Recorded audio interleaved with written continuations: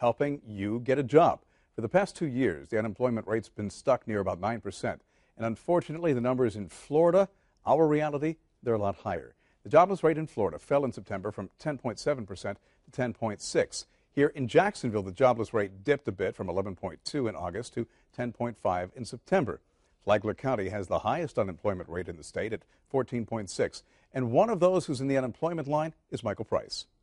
My name's Michael Price. I've been looking for 3 years now, and I'm 41 years old. I've been online, I've been on location, I've actually talked to owners, I've talked to managers, and I've filled out applications, and it's went nowhere. I think a lot of it's my age. When I go in and I go to apply for a lot of jobs, everyone I see is, they're usually younger and they're nicer looking.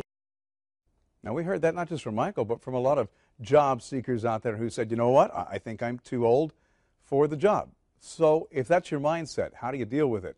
Joining us to talk about getting the job, Carlos Gill with JobsDirectUSA. Welcome back to the show. Good morning. So, myth, fact, you can be too old to get a job. You're never too old to find work. You're never too old to be hired. I tell you what, Bruce, companies are looking for candidates that possess a certain skill set and qualifications.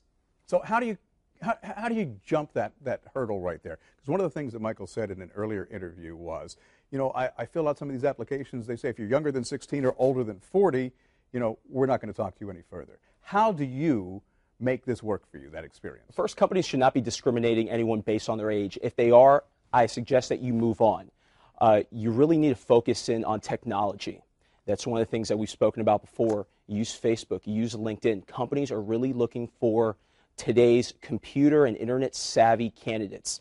It just so happens that those are the younger folks. So my suggestion to the baby boomers is develop a understanding of how LinkedIn works, how Facebook works, and go use it. All right, let's go ahead and look at some of the bullet points that we've talked about. Number one, you're not too old to get a job. Number two, you need to go ahead and capitalize on your experience. And number three, what Carlos is talking about is jumping that digital divide.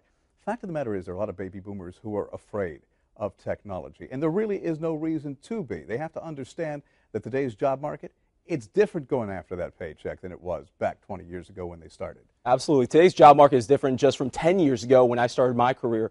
And the truth of the matter is this. Someone like myself in their 20s at 28 realistically cannot compete on experience level alone or qualifications with a baby boomer or someone that's in their 40s or 50s. Use that to your benefit. Don't undervalue yourself. Too many times, and this is tied in with the overqualified workers, too many times I hear baby boomers that are just looking for any job out there. They're really undervaluing themselves and their experience level. Don't do that. So you have to harness that experience. How can I effectively use that in the context of social media so that people I might not be getting to are clued into the fact that, hey, this is somebody I might want on my team?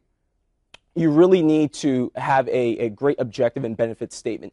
If you can tell an employer within 15 seconds who you are and why you should be hired, I guarantee that you will compel this recruiter or this company to at least bring you in for an interview.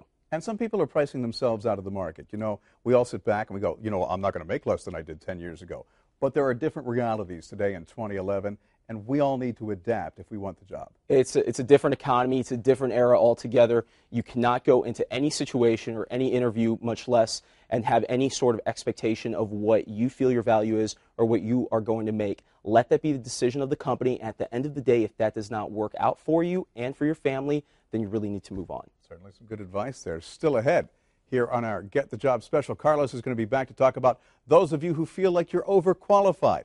And he'll talk about salary questions, plus how to get in front of an interviewer, which is a skill in itself. Talk to you just a bit.